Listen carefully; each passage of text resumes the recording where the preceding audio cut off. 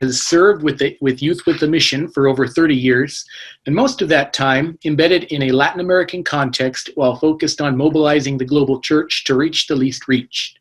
Glenn currently resides in Atlantic Canada together with his wife, Rhoda. Now we're going to reserve about 10 minutes at the end of the presentation for Q&A, so feel free to put any questions you think of into the chat as the presentation's going, and we'll look at those first. If we run through those, we'll just open it up for verbal Q&A, and you can unmute and ask your question live. Without further ado, I'll turn it over to Glenn. Thank you, John. It's good to be here. Yes, this track has to do with evaluating models, and particularly looking in this case at Ralph Winter's famous piece from some 30 years ago, The Kingdom Strikes Back, 10 Epochs of Redemptive History. And I'm proposing really that an alternate way of understanding the meta-narrative of our current moment in global history and church and missions history is to think of secularization and fundamentalism as kind of an extension beyond the last of Winter's epochs of redemptive history. So I really am going to look at three different pieces. First of all, looking at Ralph Winter's model, and then presenting an alternative model and what the implications of that might be in practical terms for how we do missions and for who we are as the church in this hour. So meta-narratives are helpful, and actually I selected this background here that has sort of a bit of a space travel theme, thinking about the fact that it's my understanding that Ralph Winter's piece, The Kingdom Strikes Back, was, as it was written in the time of the Star Wars, The Return of the Jedi, and The Empire Strikes Back, and so forth, that it was a sort of a not that veiled reference to that kind of imagery. But that a meta-narrative like that, like what Ralph Winter presented in terms of a broad scheme of where we have come from and where we're going as a missions force, if you will, are very useful, very helpful. It gives us a sense of place. It helps us make sense of the day-to-day developments around us, and helps us find out where we fit. Actually, myself as a young missionary leaving from the U.S. Center for World Mission to do my first long-term cross-cultural stint in Latin America in 1984, I had a strong sense of place and of moment that came out of realizing that I was a part of this global narrative of this redemptive history that Ralph Winter had talked about. So having a grand narrative is helpful. Winter's analysis taught me to ask, how does today's news affect the advance of the Great Commission? Or perhaps more pointedly, how is God at work to fulfill the Abrahamic covenant through this development? You know, when we were hearing things about the Gulf War and so forth, always thinking about how today's news stories affect Great Commission advance. This being a missiology conference, I won't take time to fully unpack Ralph Winter's model, because I think it'll be familiar to us. But it's his 10 epochs of redemptive history are an overview of how God advances his redemptive agenda in the earth to bless his people and then to make them a blessing to all nations, from Abraham's time, 2000 BC, to the year 2000 AD, considered in blocks of 400 years each. In the Old Testament period, his analysis was somewhat different, but from the time of Christ to the present, Winter's overview really was considered in a geographical structure and geographic rationale, and that's particularly what I would like to consider has run its course. That a geographic way of understanding the Great Commission task is no longer as useful as it used to be, nor as some other paradigms might be. Particularly in the last of Ralph Winter's 10 epochs, the last one called To the Ends of the Earth, The change that we have seen in what the global church looks like from the year 1600 to today is just phenomenal. The past 200 years have seen unprecedented advance in missions. The past 40 years, when I was a student of missions, I was told that Mongolia had less than 5 known Christians. Today, there's a vibrant mission-sending church in Mongolia, a church of over 50,000 and an average annual growth rate of almost 8%. Of course, we could speak of many other places. We could name 200 countries where things of that nature have taken place. But as students of missions, we know that even though astounding church growth has happened in our lifetimes amongst unreached peoples still exist by the thousands. And while it's true that what was once a mission field is now a missions force, while it's true that missions is from everywhere to everywhere, at the same time, we find new challenges in ways that we have heard others speak in today as well. But particularly as a Canadian, I'd like to mention, and I'm speaking from Canada today, that in Canada, we find that the number of unreached peoples in Canada has now climbed to 50, according to Joshua Project, and that 1 in every 20 people in Canada belongs to an unreached people group. Now, I won't say that that's unprecedented. I don't have the statistics about the pioneer era, for example, before the gospel was presented to First Nations peoples. But to think that there are 50 unreached people groups in Canada today is a significant change from 50 years ago, a significant increase. So I find that incredible, and it also does not fit into the geographic framework with which we had understood the missions task when I first went into missions 40 years ago.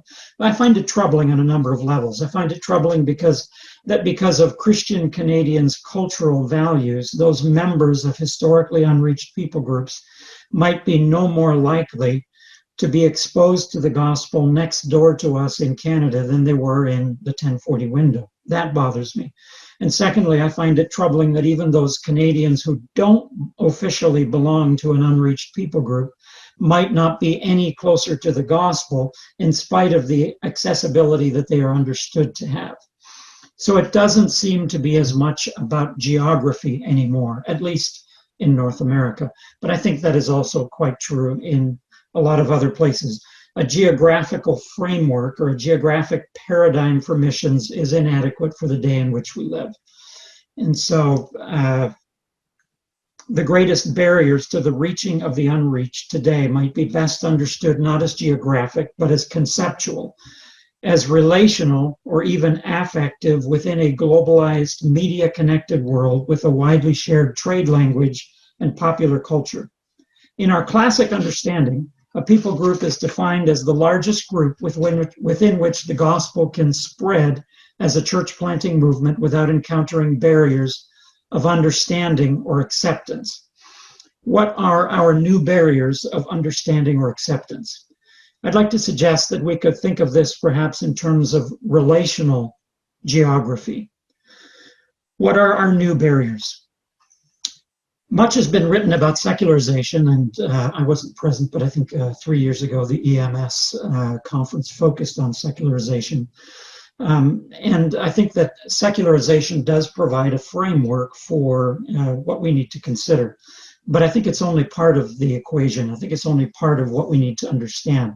Much has been written about secularization, but in a nutshell, I suggest that our world is increasingly polarized between those who take secularism's cue and abandon religion, which is not everyone. It's certainly not categorical to say, and I argue that the secularization thesis is an inadequate paradigm. I discuss that further in the paper, and we'll take a brief moment to look at that as well. But rather that the issue is more about polarization between secularization on one hand and a reaction to modernism, a reaction to modernization that produces a corresponding fundamentalism. And so most of us would agree that our experience of public life in North America today confirms a hypothesis of polarization. That is, even today between sessions, I opened my email and an email from Christianity Today. The lead article was about polarization in our society. So this topic of polarization is definitely something that is close to us. Secularization, on the one hand, has been defined as the process whereby plausible alternatives to the God reference of fullness arise, from Harold Netland. The late sociologist Peter Berger defines pluralism as the coexistence, generally peaceful, of different religions, worldviews, and value systems within the same society. And Peter Berger wrote quite extensively about secularization and the secularization thesis. And then after decades of that, concluded in 2014 that pluralism, the coexistence of different worldviews and value systems in the same society, is the major change brought about by modernity for the place of religion, both in the minds of individuals and in the institutional order. In response to Charles Taylor's 2007 A Secular Age, Berger argues we don't live in a secular age, we live in a pluralist age.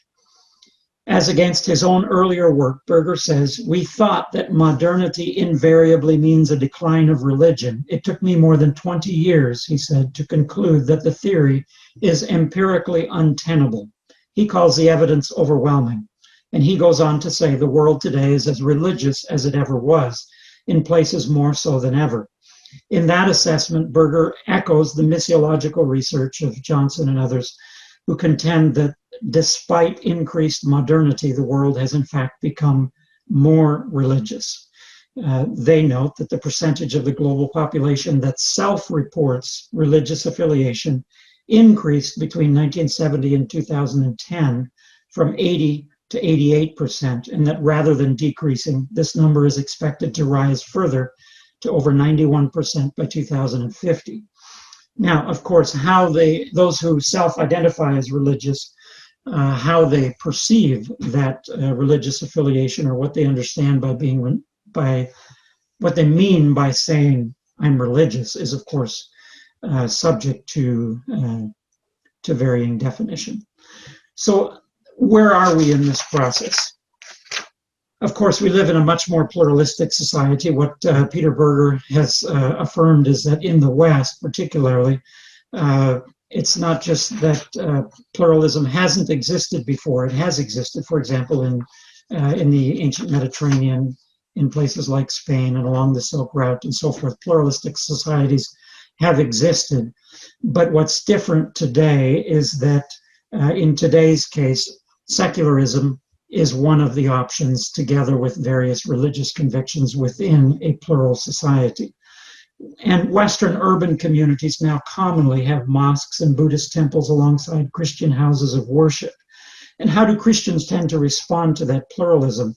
Berger notes that Christians like the idea of house churches in China, but they regret the construction of mosques in the Netherlands. So we have a certain ambivalent relationship with pluralism. We like pluralism when it opens up new fields and opportunities where Christianity can be legitimately present, but we find it troubling when it means that a field that was traditionally understood to be Christian is no longer categorically so. A more troubling pluralism in the West, it seems to me, is not the pluralism when a particular piece of real estate traditionally thought of as Christian is given over to a different religion, but rather what we might call the de-Christianization of a human population that has traditionally self-identified as Christian. This de-Christianization of a population we might call apostasy is related to the secularism that Taylor writes about, and that has been documented by Pew Research and others. And so this whole sense of the de-Christianization of the Western nations is, of course, part of this overarching narrative.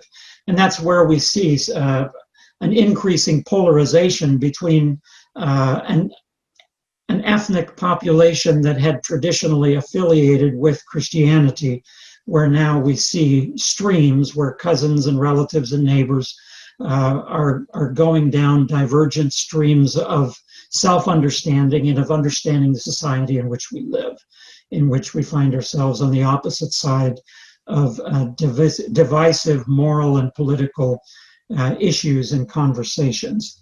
And so we see in that respect the polarization then, where there is a secularism and a secularization as a response to modernization on the one hand, and a reactionary fundamentalism, which fundamentalism is essentially the attempt to restore or create anew a taken for granted body of beliefs and values.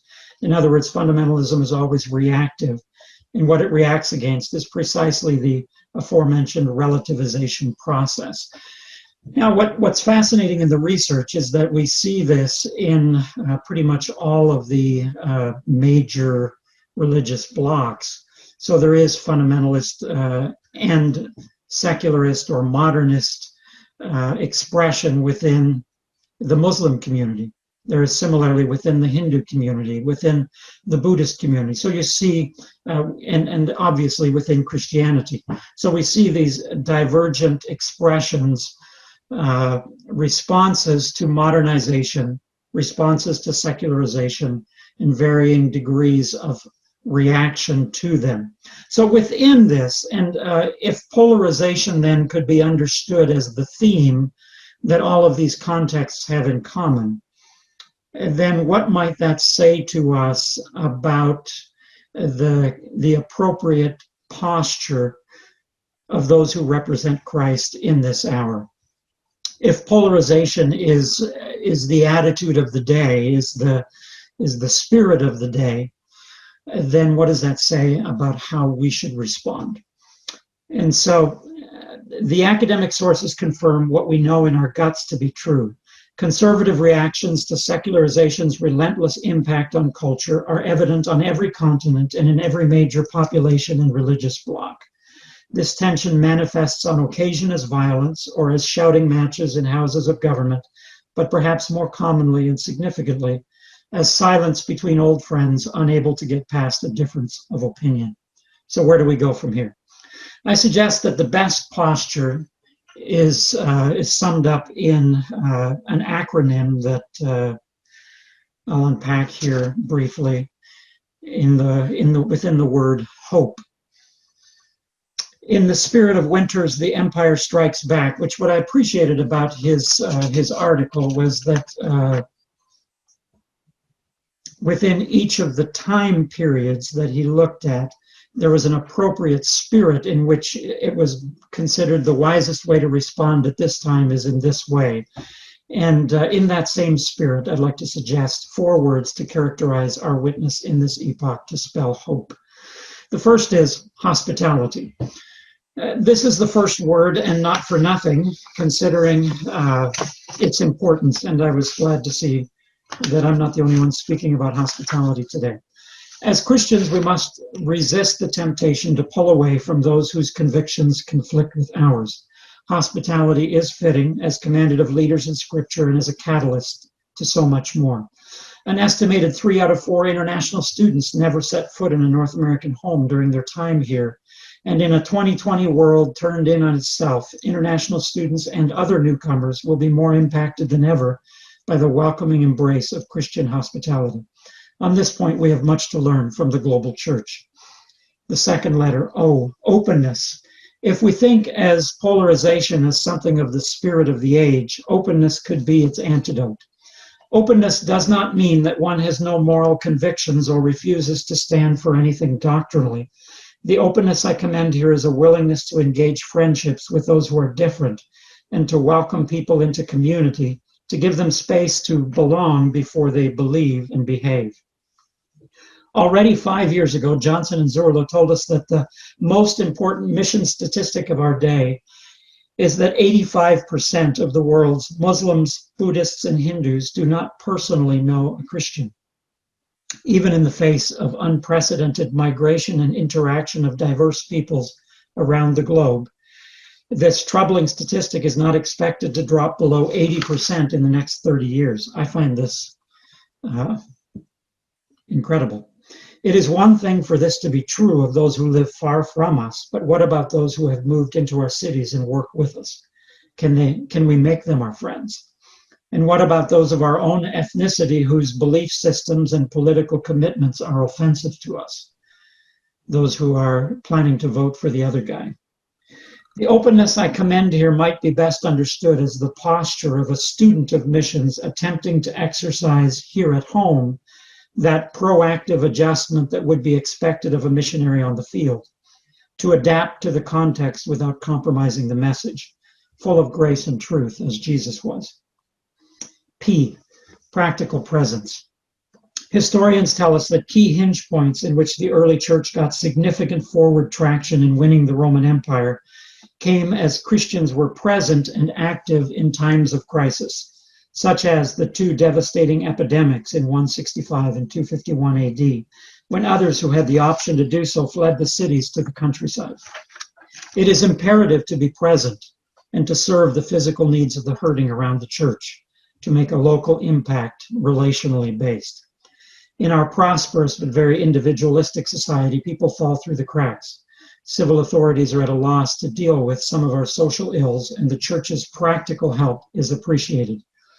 I suggest that in a Western context where the church as an institution has been largely dismissed as irrelevant, practical presence may be a prerequisite to a revitalized proclamation of the gospel. And finally, E, eternal perspective. Hebrews 12 verse 3 says that it was for the joy set before him that Jesus endured the cross. An eternal perspective is a wellspring of courage, long-suffering, and forbearance. Witness for Christ in the face of persecution by religious fundamentalists in places where that's happening often calls for great courage. But it also takes forbearance in the post-Christian West to really hear, without defensiveness or argumentation, the perspective of those who call out the injustices committed in the name of Christ. An eternal perspective helps us to avoid unnecessarily conflating the crisis of our culture with the end of the world. If it takes an eternal focus to bear uninvited persecution, it takes an equally clear eternal focus to willingly deny ourselves what those around us consider their natural right, and to give ourselves freely in daily service to him who said, "Except a grain of wheat fall into the ground and die, it abides alone. But if it dies, it bears much fruit." In conclusion, 3 points. First of all, I think we have much reason to be encouraged. The image that comes to my mind is that of secularism and fundamentalism clashing against one another, and that in the shadow of the conflict, servants of Christ picking up fruit and putting it into their baskets, somewhat undistracted by the conflict of the day. I believe we have much reason to be encouraged. Secondly, we must lean into the relational opportunities that are implicit in our current global realities. And thirdly, I suggest that while geographic frameworks for tracking missions progress still have some validity, they need to be complemented with other paradigms to help us consider adequately the challenge at hand.